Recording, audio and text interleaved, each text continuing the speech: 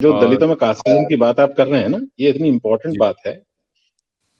मैं आपको बताता हूँ कि जो दलित है वो 2 लेवल पर फाइट करता है, और जी जी एक तो कॉन्शियस लेवल पर, एक सुपर कॉन्शियस लेवल पर। बात ये है कि अ, मैं आपको बताता हूँ कि जो जैसे अभी आपका घर है, उसके घर के अंदर आपका नौकर है कोई, है ना? जैसे मान लिया कोई फॉर एग्जाम्पल कोई जाटव परिवार से है और संभ्रांत है, अन्न खाता पीता परिवार है, और उसके घर में कोई सफाई कर्मी अगर आता है, तो वो उसके साथ उसका जो व्यवहार होता है वो बहुत ही करुणामयी या सहनशील नहीं होता। वो इस कोशिश में लगा रहता है कि जल्दी से जल्दी काम करे, यहाँ से निकले, और वो अगर 5 मिनट भी उसके ड्राइंग रूम में, लिविंग रूम में अगर खड़ा रह जाए सफाई कर्मी, तो उसको बर्दाश्त नहीं होता। तो सेम तरीके से ही जो ब्राह्मण्स हैं, अगर ब्राह्मण के घर में कोई दलित या अछूत परिवार का कोई भी लड़का लड़की या उसका एम्प्लॉय को आ जाए, तो वो भी बर्दाश्त नहीं होता। So it's a same thing. क्या हुआ है कि दलितों के अंदर भी जो कास्टिज्म पनप रहा है ना, वो बड़ा भयंकर तरीके से पनप रहा है, और आपस में शादी ब्याह नहीं होते हैं, रोटी बेटी नहीं होती है। और उसका तरीका जो है, बाबा साहब इस चीज को लेकर के बहुत दुखी भी हुआ करते थे कि भी ये गलत है, जिस तरीके से इस ग्रुप को इमर्ज होना चाहिए था वो वैसे नहीं हो रहा है। हालांकि ये जो शेड्यूल कास्ट या दलित परिवार के जो लोग हैं, ये इस भुलेखे में रहते हैं, क्योंकि जैसे फॉर एग्जाम्पल कोई आईएएस ऑफिसर बन गया, तो वो इस खुशफहमी का शिकार हो जाता है कि मैं तो चलो कास्टिज्म से निकल गया, लेकिन उसको ये नहीं पता कि आगे जाके उसका और कितने बड़े बड़े चैलेंजेस उसके सामने आने वाले हैं। होता यह है कि जब वो आईएएस बन जाता है, तो हमेशा उसकी वहां पे जो उसकी जो स्ट्रगल होती है वो ऑल टुगेदर डिफरेंट तरीके की शुरू हो जाती है। फॉर एग्जाम्पल, जब वो आईएएस बनता है तो नीचे से शुरू करता है, और उसकी लड़ाई हमेशा जद्दोजहद रहती है सेंटर में आने की, कि मुझे कोई सेंटर में मैं कैसे पहुंचूं। लेकिन कास्ट उसके साथ साथ उसका इतना पीछा करती रहती है कि वो हमेशा सेंटर में पहुंच ही नहीं पाता।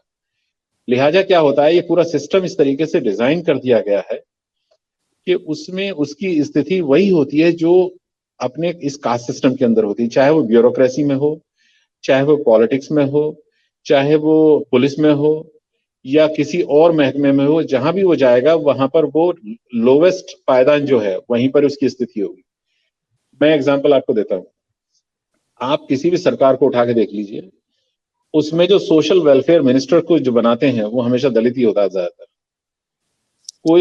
कोई होगा, बाबू जगजीवन राम एक एक्सेप्शन है जिनको डिफेंस मिनिस्टर बनाया गया, ऐसा कोई होगा बहुत कम कि दलित को कोई ऐसी इंपॉर्टेंट पोजीशन दी गई हो, चाहे वो फाइनेंस मिनिस्टर बनाया जाए या कोई और कुछ चीज दी जाए। सुशील कुमार शिंदे को भी जो होम मिनिस्टर बनाया, वो भी बड़ी मजबूरी में किस तरीके से कांग्रेस ने बनाया। तो वो क्या होता है, वो हॉन्ट करती रहती है उसकी कास्ट उसके पीछे, तो उसका जो स्ट्रगल रहता है बड़ा जबरदस्त उसी तरीके से रहता है। और फिर साथ साथ उसकी जो रिपोर्ट्स होती हैं, उनके उसमें जो इंक्रीमेंट्स होते हैं या उसकी जो सीआर होती है, उसको किस तरीके से उसका सहयोगी खराब करते रहते हैं। वो कितना ही मेरिटोरियस हो, कितना ही मेहनत से काम करे, लेकिन साथ साथ उसको पता नहीं होता कि कास्ट उसका परछाई की तरह कैसे पीछा कर रही है। तो वो कहीं आप देखिए कितने आईएएस ऑफिसर्स हैं जो सेक्रेटरी लेवल पर पहुंच ही नहीं पाते, वो जी नीचे ही रिटायर हो जाते हैं या उनको जबरदस्ती रिटायर कर दिया जाता है। हम्म जी। अच्छा सर, ये कुछ सवाल आ रहे हैं, इनकी जवाब आपसे चाहेंगे हम। बोलिए। सर मैं एक सवाल करना चाहता था। हाँ सर, जी आप कर लें।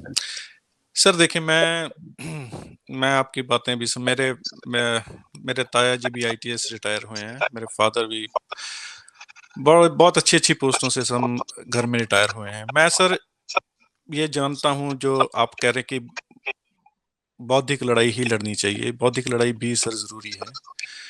लेकिन सर मैं, अगर आपको पता हो या ना हो मुझे पता नहीं सर, ऑस्ट्रिया में हमारे एक संत थे, उनको मार दिया गया था गोलियों से। मैं उनके बहुत करीब था, रामानंद जी बात कर रहे हैं ना, वो हाँ हमारे हाँ घर जी, हाँ जी, हाँ जी। पे। अच्छा सर, वो हमारे घर भी आए थे सर वो। हाँ, बल्ला वाले संत की बात करना, वो हमारा बल्ला वाले बल्ला भी संत। हमारा है, वो हमारे घर अमेरिका में। अच्छा ठीक है सर, तो मेरा गांव सर उसके नजदीक है, बल्ला के नजदीक ही है। अच्छा, बल्ला मैं गया हूँ बल्ला कई बार, जाकर के अच्छा अच्छा।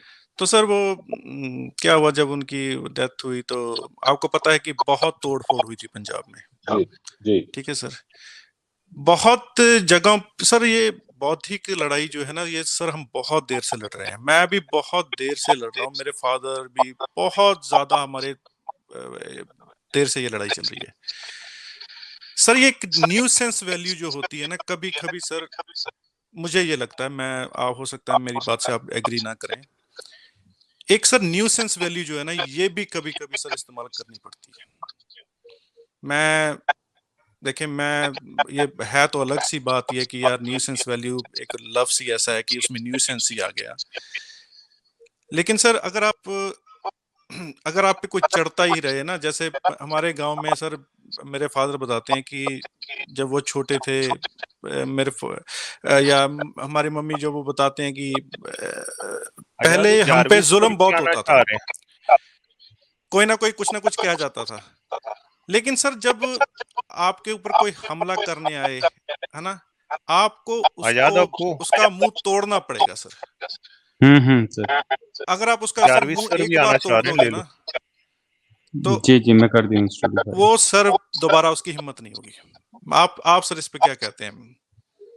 नहीं, एक्चुअली है क्या, मैं आपको बताता हूँ। जो आपकी बात कह रहे हैं ना, फॉर एग्जांपल अफ्रीकन अमेरिकन जो मूवमेंट था अमेरिका में, और जो बॉब सील एंड जो तमाम उनके साथी थे, उन्होंने ब्लैक पैंथर मूवमेंट को एस्टैब्लिश किया है ना।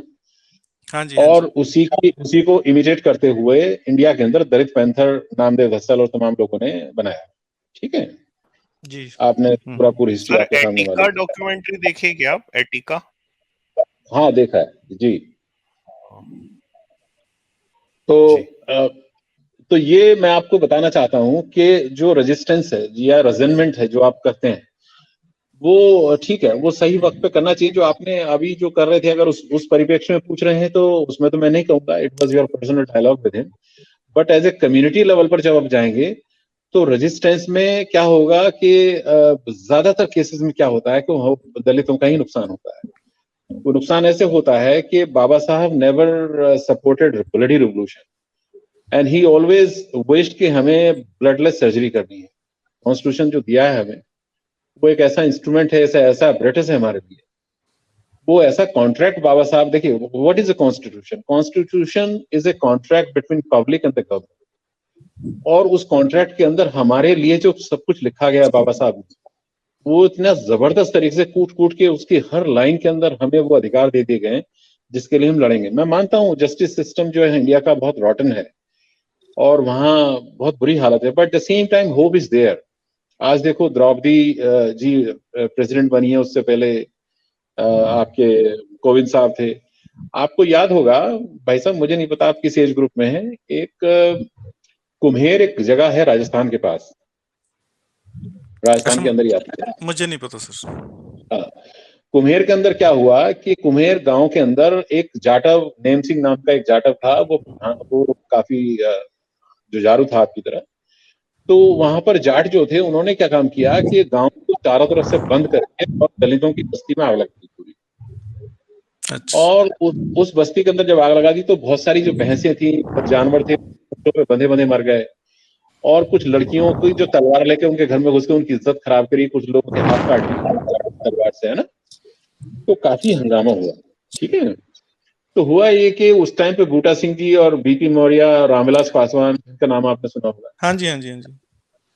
तो हम लोग सारे के सारे नेक्स्ट डे बस भर के कुम्हेर पहुंचे। अच्छा। और कुम्हेर के अंदर गए तो वहां पर जब जाकर देखा, तो वहां उस वक्त में भी आग के अंदर से धुआं उठ रहा था, मतलब गांव के जो रो रहे थे, बुरी हालत।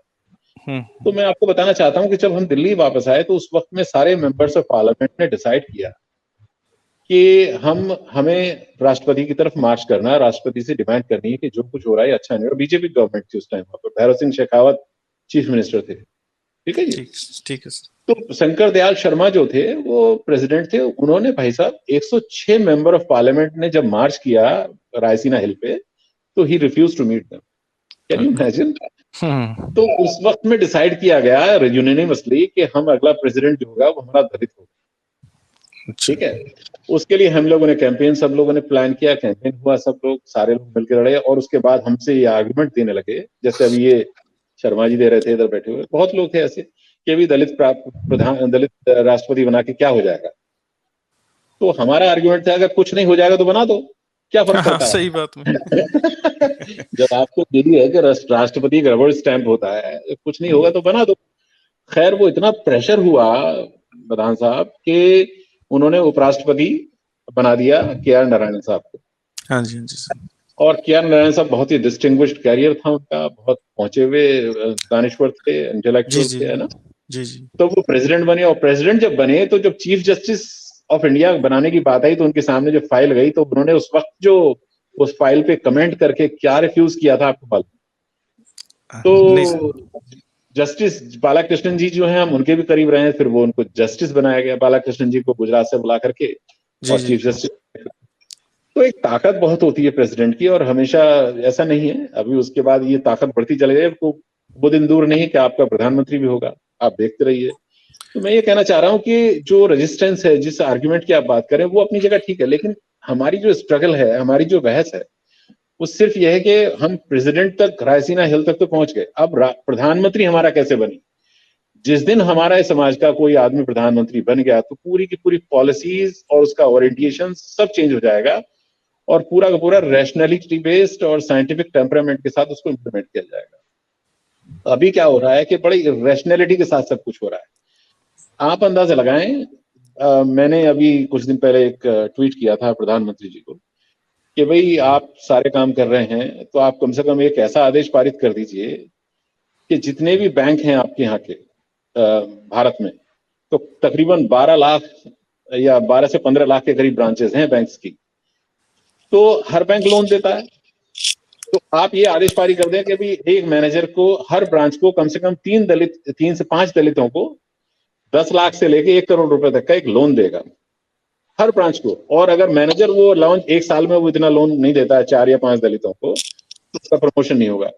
बदान साहब, मैं दावा करता हूं एक पॉलिसी डिसीजन से करोड़ों लोगों का भला हर साल होना शुरू हो जाएगा। आपके समाज के अंदर एंटरप्रेन्योर, बिजनेसमैन पैदा होने शुरू हो जाएगा और लोगों को रोजगार मिलना शुरू हो जाएगा। कुछ नहीं होना, पैसा तो लोन तो देना ही है बैंक ने, जी, जी। लेकिन अगर वो लोन अगर थोड़ा सा रिडायरेक्ट हो जाए समाज की तरफ तो एक बहुत बड़ी आर्थिक तरक्की हो सकती है। तो इस तरीके के काम हो सकते हैं जब अगर सरकार में अच्छे लोग आते हैं। अभी क्या हो रहा है, बहुत सिंबॉलिक काम हो रहा है। बाबा साहब का इंटरनेशनल सेंटर बना दिया, चिन्ह लगा दिया, ये कर दिया, वो कर दिया। इससे क्या हो रहा है, अभी सारी चीजें क्या होता है, उससे हमारे समाज का बहुत ज्यादा वो भला नहीं होता। तो हमें सिंबल से उठ के एक सब्सटेंशियल लड़ाई लड़नी है, एक संघर्ष करना है संविधान के दायरे में रह के कि हमारा जो हक है वो किस तरीके से मिले। आप अंदाजा लगा लें, अभी भी उस दिन बात हो रही थी तिवारी साहब से भी कि जितनी भी यूनिवर्सिटीज भारत के अंदर हैं, हमारे कितने वाइस चांसलर, मुश्किल से 1 या 2 मिलेगा भाई साहब। और जी, जी, प्रोफेसर की इतनी रिक्रूटमेंट बैकलॉग्स पड़ी हुई है, हायर नहीं करते हैं। टीचर्स की इतनी रिक्रूटमेंट पड़ी है, हायर नहीं करते हैं। बैकलॉग्स हर डिपार्टमेंट के अंदर दलितों के नाम की पड़ी हुई है। तो इतना ह्यूज लेवल पर डिस्क्रिमिनेशन हो रहा है और उसकी किसी को कोई परवाह नहीं। तो बेहतर यह है कि सरकारी नौकरियों से निकल करके लोग बिजनेस की तरफ मुड़े। पैसे कम हो गई हैं और बिजनेस तभी हो, उनके पास पैसा है। तो अगर वो सरकार इस तरीके से ओरिएंटेट होती है, और मैं समझता हूं कि हमें, हमारे समाज को चाहिए कि वो एक बिजनेस की तरफ मुड़े और एक डिस्क्रिमिनेशन के जो ट्रैप में फंस गया है समाज, उससे निकले बाहर। जी।